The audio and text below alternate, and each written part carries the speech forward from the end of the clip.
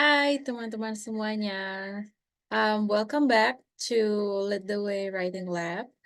Dan aku Miss Deb, and today we're going to study about how to develop a strong thesis statement. Kita mau belajar bagaimana kita bisa mengembangkan kalimat tesis yang benar-benar kuat dan juga komprehensif dalam tulisan-tulisan kita.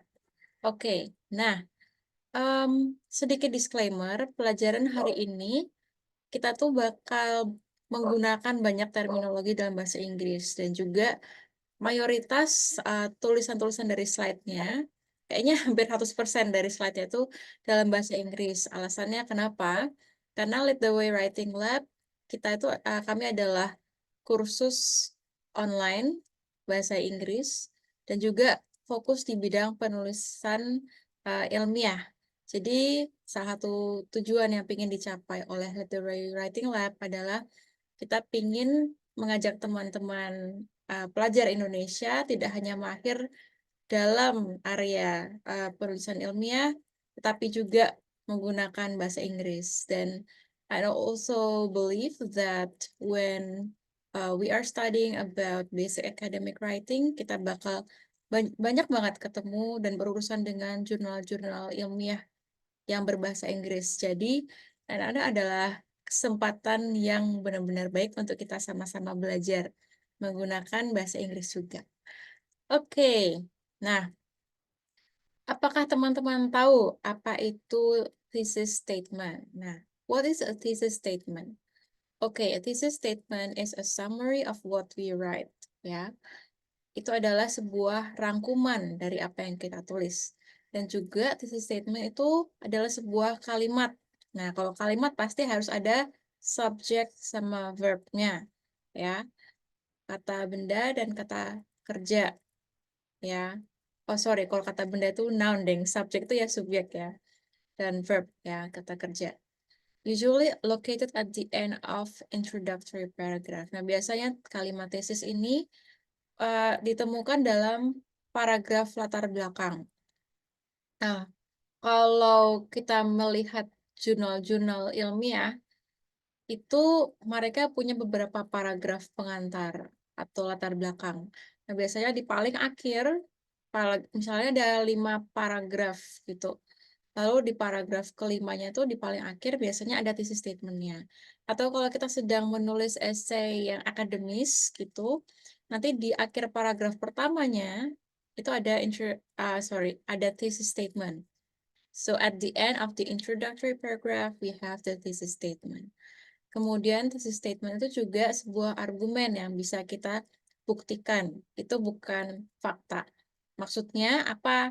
Fakta maksudnya misalnya hari ini hari Senin atau Yogyakarta is in Indonesia. Nah, itu kan sebuah fakta. Bukan takutnya ya, kalau memang itu sebuah kalimat yang berdasarkan fakta yang sudah diketahui, tidak bisa digali jadinya.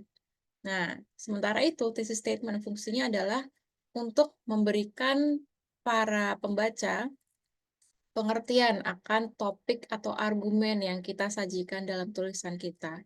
Jadi itu kita harus punya kalimat argumentatif yang bisa dibuktikan juga secara ilmiah, didukung dengan fakta ataupun rangkaian logika kita sebagai penulis.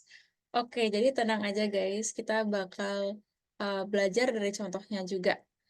Alright, next. Nah, aku punya tantangan buat teman-teman semua ya.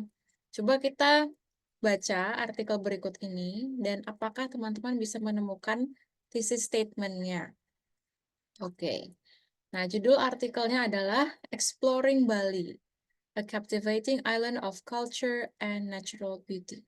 Nah, jadi sedikit tips buat teman-teman yang lagi belajar bahasa Inggris. Misal teman-teman lagi baca terus ketemu kata-kata yang sulit, jangan ragu-ragu untuk berhenti sejenak, kemudian buka kamus dan mencari tahu artinya apa. Misalnya kalau nonton video ini juga, nanti di tengah-tengah video ada kata-kata yang nggak dimengerti, bisa di-pause, lalu buka Google Translate atau dictionary kamus juga boleh.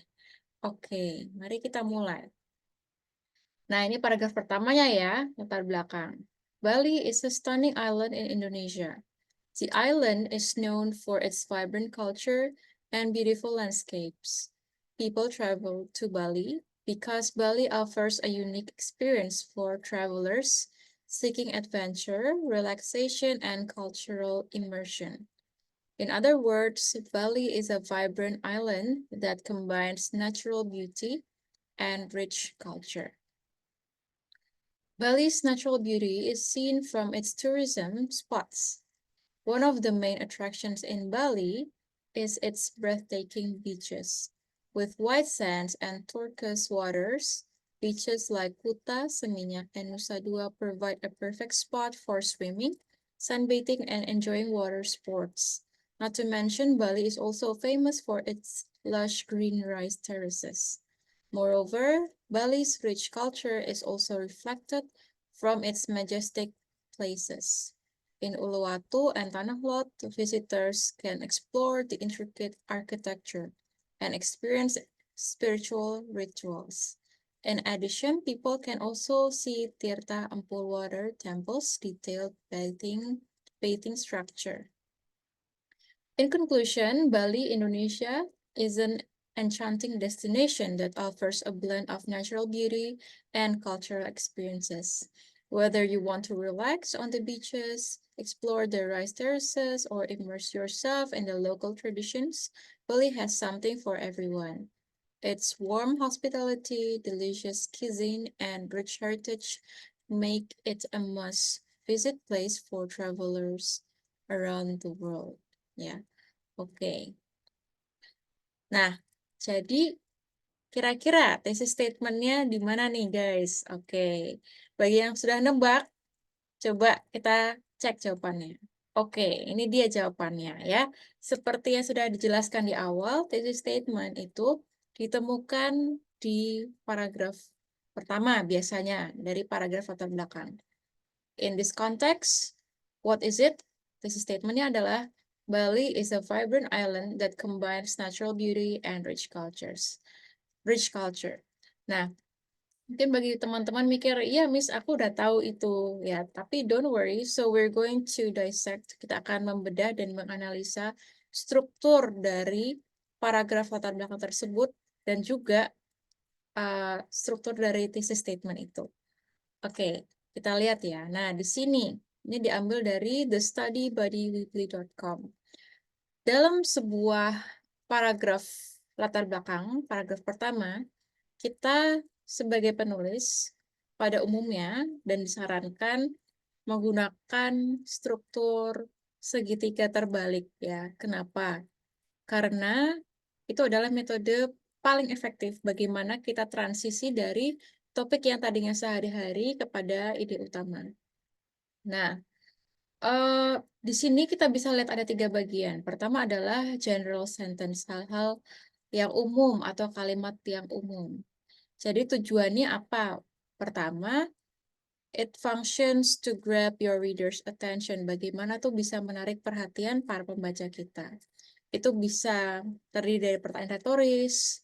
Misalnya, eh, apa yang apa yang akan kamu lakukan jika besok dunia berakhir misalnya gitu ya. What will you do tomorrow if the world is going to end? Atau kita juga bisa memberikan sebuah fakta yang masih berkaitan dengan topiknya kita. Misalnya topiknya kita bahas tentang Bali, tapi jangan tiba-tiba mulai dari apa ya misalnya.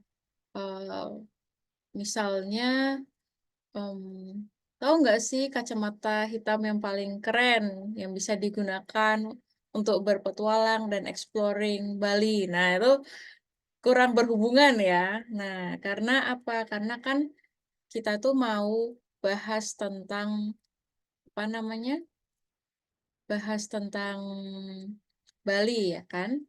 Tapi nanti malah jadinya kita ngomongin tentang kacamata hitam, jadi kurang connect kayak gitu. Habis itu kita juga bisa bahas tentang specific sentence on topic. Jadi semakin mengerucut polanya. This is now a sentence that deals with your specific topic. Nah, transisi dari paragraf tersebut tadinya yang dari ngomongin Bali is apa nih ya? Coba kita lihat dulu teksnya. Nah, ini dia. Bali is a stunning island Indonesia. Kemudian dia makin mengerucut kan ke kalimat yang lebih spesifik. Awalnya Bali is a stunning island Indonesia, kemudian bla bla bla bla. Akhirnya in other words, Bali is a vibrant island that combines natural beauty and rich culture. Jadi kita mulai dari scope cakupan area yang lebih umum dan semakin spesifik sampai ke thesis statement kita. Nah, tujuannya ada kalimat-kalimat spesifik ini adalah untuk bagaimana kita bisa melakukan transisi yang smooth dari topik yang umum ke ide utama kita di thesis statement-nya itu. Oke. Nah, the thesis statement is your main point plus your argument. The thesis is very important as it acts as a roadmap that guides your reader. Nah, ini kata kuncinya selain argumen, roadmap ya, peta untuk menuntun pembaca kita. Karena masalahnya saat kita membaca sebuah jurnal ilmiah atau kita menulis, itu kan beda sama kita presentasi di PowerPoint misalnya. Atau kita juga nggak menonton presentasi yang berbentuk video. Jadinya pembaca kita hanya bisa melihat tulisan dalam bentuk cetakan hitam putih ya kan, huruf-hurufnya kita.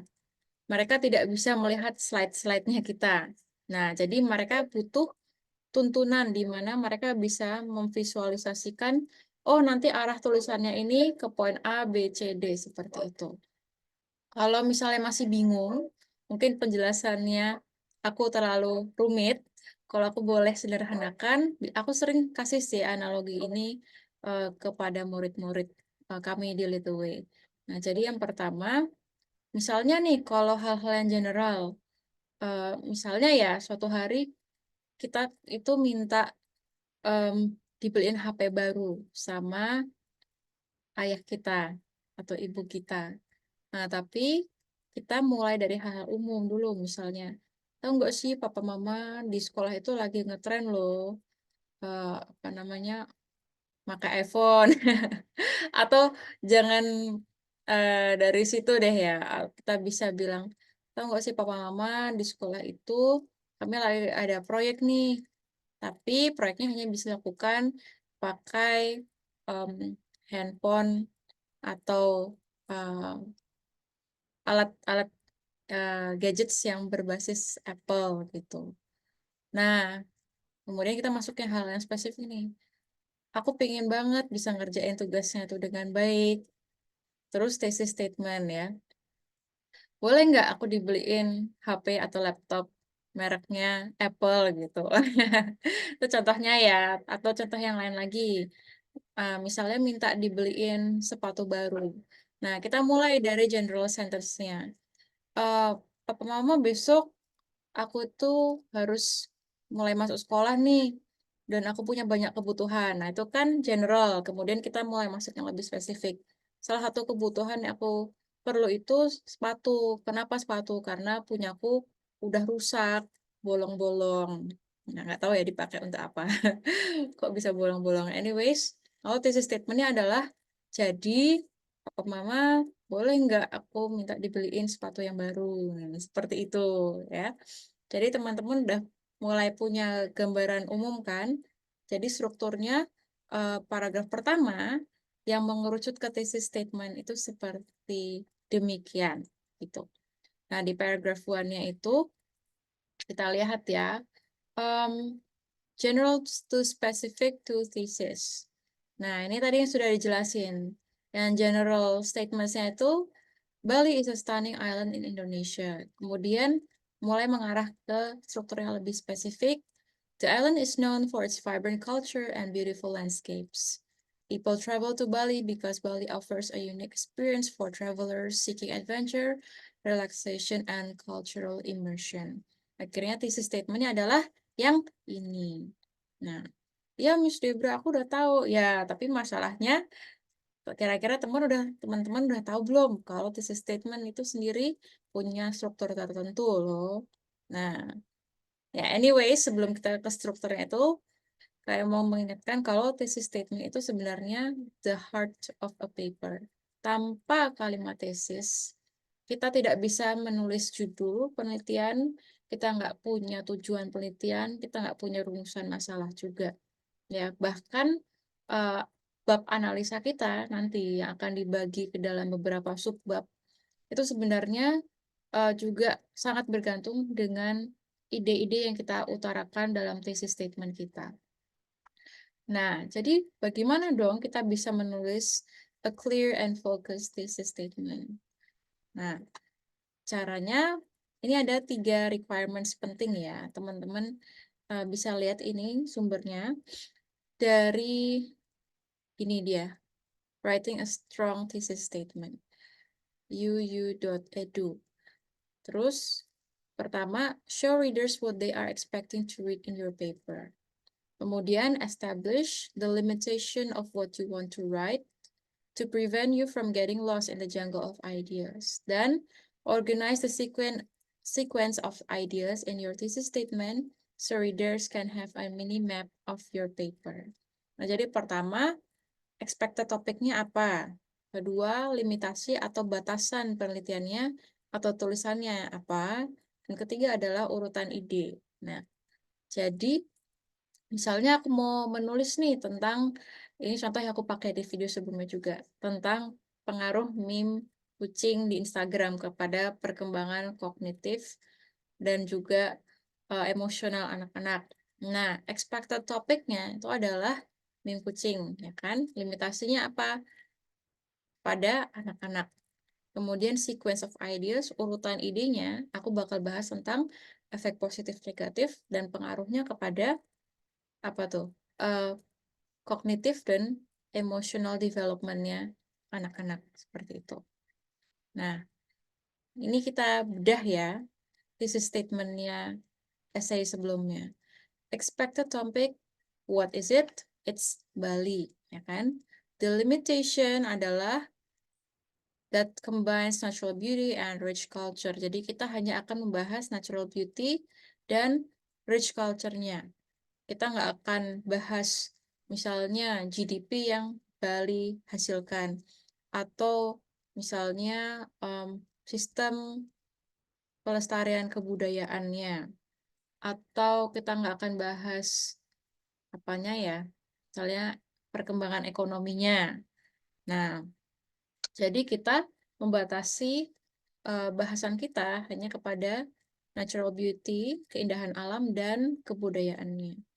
Kemudian kita juga punya namanya sequence. Nah, sequence itu kadangkala juga sudah termasuk di dalam limitations-nya. Kadangkala ya, jadi nggak selalu seperti itu. Kadang-kadang ada beberapa limitation dan sequence yang terpisah juga, tergantung dari artikel yang teman-teman baca. Nah, sequence-nya artikel nanti akan membahas tentang keindahan alam dan juga rich culture-nya. Oke. Nah, ini kita bisa baca di the body paragraph-nya kan. Nah, kalau di body paragraph-nya ini uh, terpecah ke dalam 2 poin utama tadi yang sudah disajikan di thesis statement dengan urutan yang juga sesuai. Tadi kan mau bahas natural beauty dulu, lalu rich culture. Nah, dalam paragraf body paragraph-nya nanti mereka lagi artikelnya juga akan bahas tentang natural beauty-nya dulu, lalu rich culture sesuai dengan urutan ya. Jadi saat kita menjadi seorang peneliti ataupun penulis, hal seperti ini harus sangat diperhatikan karena itu menunjukkan konsistensi kita dan bagaimana kita bisa menulis dengan hati-hati, dengan detail ya. Jadi kita harus selalu mengingat apa sih thesis statement-nya kita. Jadi jangan sampai dilupakan. Oke. Nah, jadi the thesis statement is also reflected in the title. Thesis statement itu juga ditunjukkan, reflected ya, tercermin di judulnya. Nah, Exploring Bali, a captivating island of natural beauty and culture. Nah, expected topiknya tetap ada apa? Bali, ya kan? Limitation-nya adalah natural beauty and culture. Sequence-nya natural beauty dulu, baru bahas culture. Nah, jadi makanya tadi di awal aku bilang kalau penting banget kita punya thesis statement. It's the heart of a paper. Without it, we cannot have the title, we cannot have the thesis statement, of course, ya. We cannot have the purpose of the study, tujuan penelitiannya, nggak ada rumusan masalahnya juga nanti. Kalau misal tulisan ini mau dikembangkan jadi sebuah paper penelitian, kayak gitu.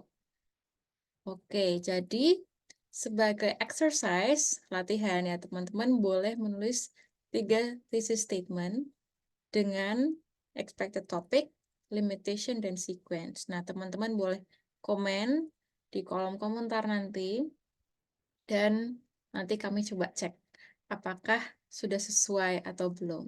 Dan semisal ada pertanyaan, boleh banget untuk komentar juga di the comment section, dan jangan lupa untuk follow Instagram kami. Oke. Oke, terima kasih teman-teman untuk menyaksikan video hari ini, dan I will see you in the next episode. Bye bye.